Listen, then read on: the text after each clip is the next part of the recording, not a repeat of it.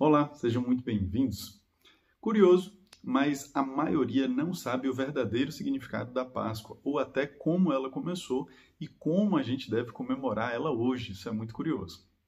Pois bem, Páscoa, a princípio, no contexto de mundo que a gente vive hoje, é muito comum fazer menção a coelho e ovo de chocolate. É claro que a grande maioria já sabe que a Páscoa, na verdade, é um simbolismo ao sacrifício de Cristo e aquilo que foi vivido na cruz por nós e libertação.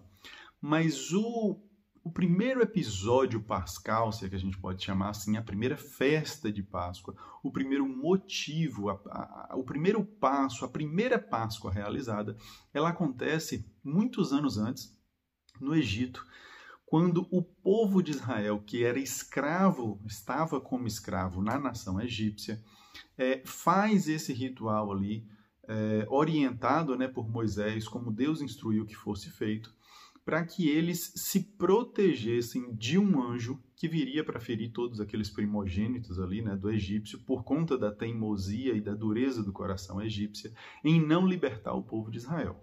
Então, essa foi a última praga, a sequência de 10 pragas no Egito, a última praga foi sobre os primogênitos, e não feriu a nenhum daqueles que eram pertencentes à nação de Israel, mesmo estando em território egípcio, porque obedeceram essas instruções, né? E dentre essas instruções tinha algumas como não comer pães com fermento, porque a levedura tinha uma série de significados também, né? A questão da espera, a questão de contaminar, né? De alguma forma, de crescer, fazer crescer, inchar toda a massa ali. Então, existia já um comportamento, uma série de regras para que aquele evento fosse feito com o máximo de obediência, com o máximo de temor. E dentre esses passos da Páscoa, era indicado que um cordeiro perfeito de um ano fosse sacrificado para que a família alimentasse naquela noite, junto com aquele pão sem fermento e com ervas amargas. Aquele cordeiro seria assado e servido para aquela família. E tudo que não fosse comido não ficaria à mostra, ou não ficaria exposto, não teria restojo e não seria comido em outro dia. Tudo que não fosse comido seria queimado. Traz essa ideia de urgência e de exclusividade. A gente vai comer rápido, a gente vai comer só entre nós, só entre a família ou entre os vizinhos mais próximos, é algo íntimo, é algo rápido e não é algo que vai deixar sobras ou vai deixar resquícios ou vai servir a outros ou servir num outro momento. Tudo isso vai ter uma simbologia ainda maior lá na frente.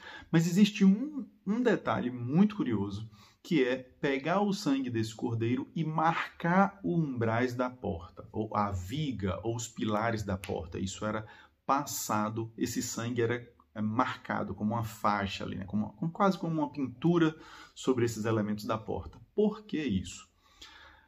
Esse símbolo era o sinal de que o anjo não atravessaria aquela porta, o anjo do Senhor não feriria naquela casa. Esse sangue era a marca da promessa, a marca da proteção, a marca do livramento, ok? Até aí tudo bem e a grande parte também sabe disso. O curioso, e que eu tive a oportunidade de descobrir essa semana, achei precioso isso, é que tem algo a mais no contexto local, né? Existe uma linha de estudos que mostra que os egípcios na época tinham também um hábito de escrever nos umbrais da porta. E isso pode ser observado também em muitas tumbas, em muitas pirâmides, que nas portas muitas coisas eram escritas no entorno.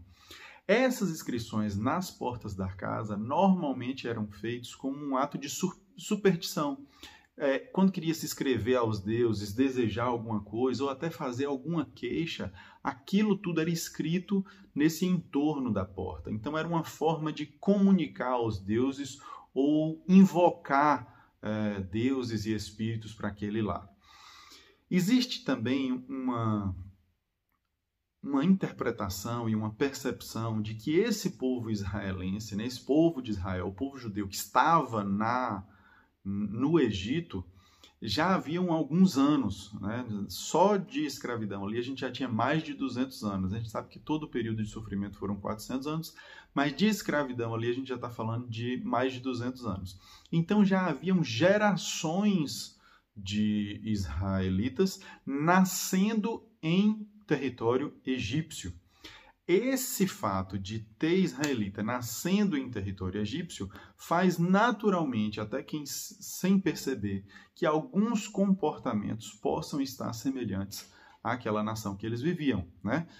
Bem como a gente vê no Brasil, por exemplo, a gente tem famílias japonesas que já têm filhos, netos e até bisnetos nascidos e criados no Brasil. Por mais que eles sejam de origem japonesa, é muito aceitável, perceptível, de que eles possivelmente tenham muitos mais hábitos brasileiros do que propriamente japoneses, né?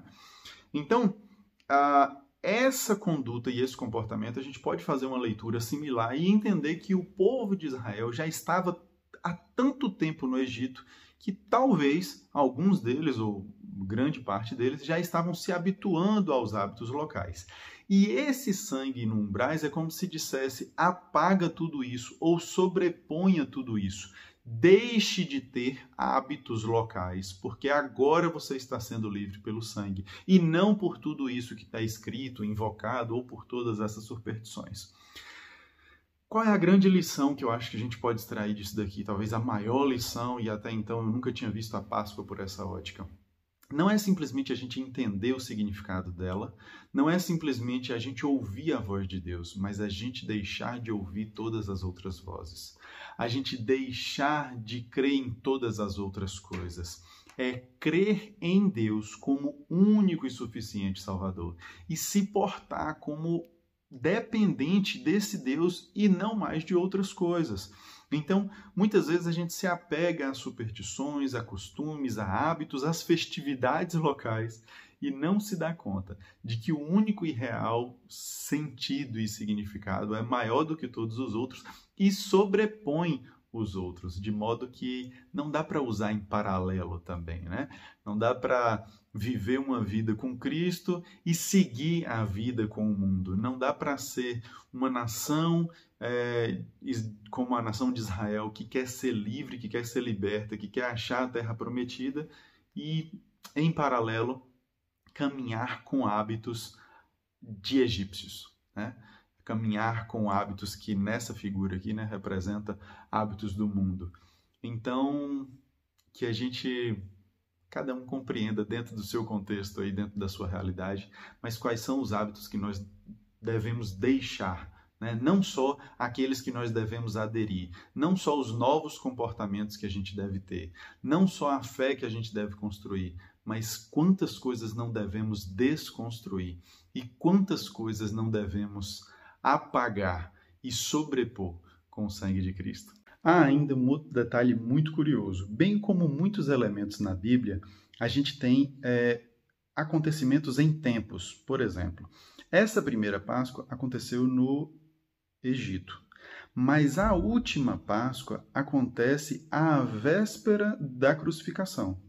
Ou seja, a primeira Páscoa faz menção a uma libertação que teremos e será através, né, de um sacrifício, de um cordeiro que protege da sentença que virá sobre um povo. A própria Bíblia diz marca aquela como a primeira Páscoa. E a Bíblia também vai trazer a Santa Ceia, né, a conhecida Santa Ceia, como a última Páscoa, ou seja, naquela Páscoa finda o ciclo que a primeira anunciava. Porém, a Páscoa segue sendo comemorada ano a ano e praticada ano a ano, mas agora não como um prenúncio ou anúncio do que há de vir, mas como memória de algo que já veio. E sim, como anúncio de uma nova coisa, que é a volta de Cristo. Então perceba, a primeira Páscoa sinaliza que aquele povo vai ser liberto e vai entrar num passo de passagem, né? O verdadeiro significado da palavra Páscoa, pessa, é passagem ou passar por cima. As pessoas elas saíam de um tempo de escravidão para caminhar num deserto e alcançar a promessa. esse mesmo significado, ele se cumpre com o sangue do Cordeiro, com o sacrifício de Cristo, e Cristo protege essas pessoas que estão sob o cuidado deles, e essas pessoas, eles passam por um período de transformação para alcançar a Terra Prometida. Mas virá ainda um novo tempo, em que Cristo vem para resgate dessas pessoas e se cumpre a profecia por completo. Então, é como se fosse basicamente 3 tempos, né? Início, meio e fim, a profecia, a espera, o cumprimento da profecia e uma nova profecia que é a volta de Cristo. Então, a gente hoje comemora a Páscoa, grato pela promessa já cumprida e crendo e festejando aquela que ainda está por vir. Deus abençoe seu dia. Feliz Páscoa!